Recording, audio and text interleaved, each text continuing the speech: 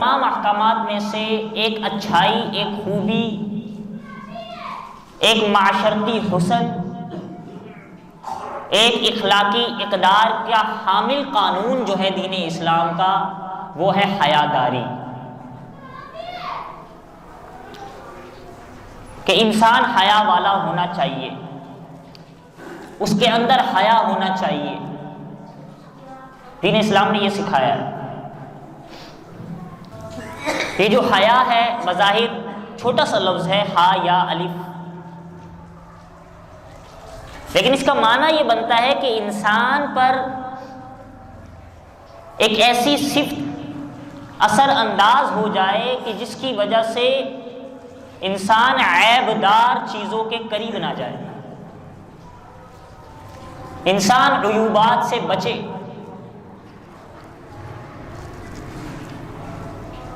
بھئی یہ کام کیوں نہیں کر رہا؟ اس وجہ سے یہ حیا دار ہے، حیا کی وجہ سے فلاں کام سے رک گیا، حیا کرتے ہوئے، اللہ سے حیا کرتے ہوئے گناہ سے رک گیا، اپنے بڑوں سے حیا کرتے ہوئے کوئی غلط کام سے رک گیا۔ تو حیا کہتے ہیں انسان پر ایک ایسی صفت کا ظاہر ہو جانا یا اثر انداز ہو جانا جس سے انسان عیوبات سے بچے، اور اس صفت کو یا اس حکم کو، اس اصول کو ایمان کا ایک بنیادی حصہ قرار دیا گیا ہے۔ نبی دو عالم سید کونین صلی اللہ تعالی علیہ وآلہ وسلم نے ارشاد فرمایا کہ الحیاء شعبۃ من الایمان، کہ حیا داری، شرم کرنا اور حیا کرنا یہ ایمان کا ایک شعبہ ہے، ایمان کا ایک حصہ ہے۔ ایک حدیث مبارکہ میں ارشاد فرمایا کہ ان لکل دین خلقا، بے شک ہر دین، ہر مذہب کے کچھ اخلاقیات ہوا کرتے ہیں، وخلق الاسلام الحیاء، اور اسلام کی اخلاقیات، اسلام کے اخلاق حیا ہے۔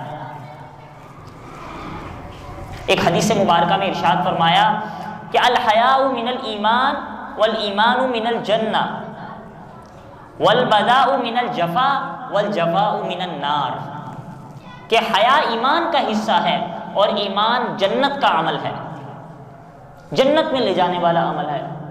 والبداء من الجفا، اور بے حیائی، والبذاء من الجفا، بے حیائی بے ایمانی کا عمل ہے، اور بے ایمانی جہنم میں لے جانے والی ہے۔ تو گویا احادیث مبارکہ حیا کی طرف مائل کرنے کے اعتبار سے بڑی پڑی ہیں۔ خود ہمارے پیارے آقا صلی اللہ تعالی علیہ وآلہ وسلم کے بارے میں روایات میں ملتا ہے، سیرت میں ملتا ہے کہ آپ ایک کنواری لڑکی سے زیادہ حیا کرنے والے تھے۔ تو اسلام نے جا بجا حیا کی تلقین کی ہے، اور میں نے حیا کی تعریف آپ کے سامنے یہ ذکر کی، عیوبات سے اور گناہوں سے بچے، ایسی صفت انسان پر ظاہر ہو۔